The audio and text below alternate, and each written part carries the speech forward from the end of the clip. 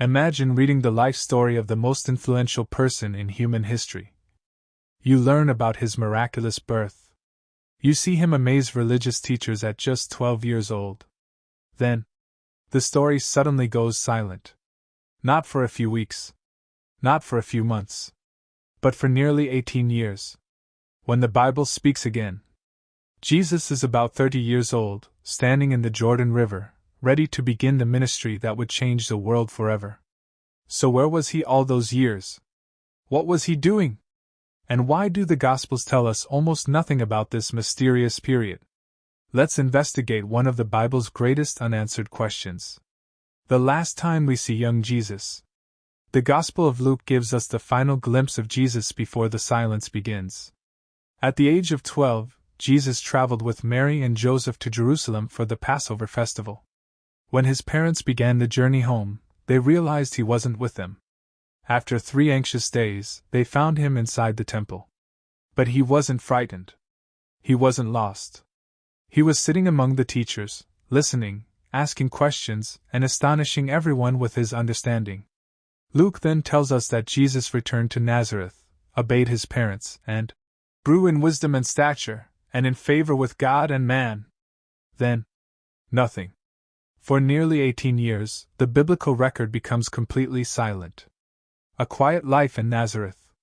Many people imagine that something extraordinary must have happened during those missing years. But historians believe the truth may have been surprisingly ordinary. Nazareth wasn't a large city. It was a small village, likely home to only a few hundred people. Life there was simple. Families worked hard. Children learned their parents' trades. Most people never traveled far from home. This was the world in which Jesus grew up. Did Jesus work as a carpenter? One clue appears later in the Gospel of Mark. When Jesus began teaching publicly, people asked, "Isn't this the carpenter?" The original Greek word is Tekton. It doesn't necessarily mean someone who only worked with wood.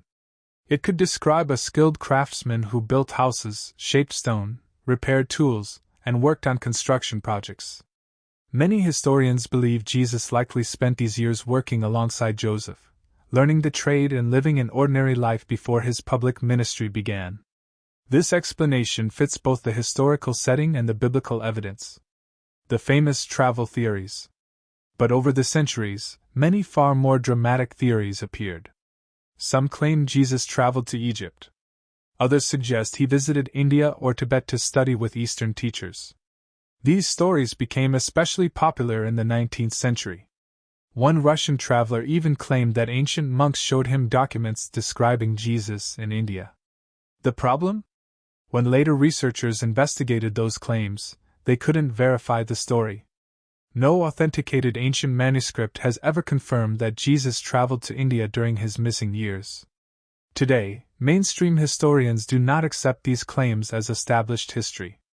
They remain interesting theories, but not proven facts. Why doesn't the Bible tell us? This raises another question. Why would the Gospel skip almost 2 decades of Jesus' life?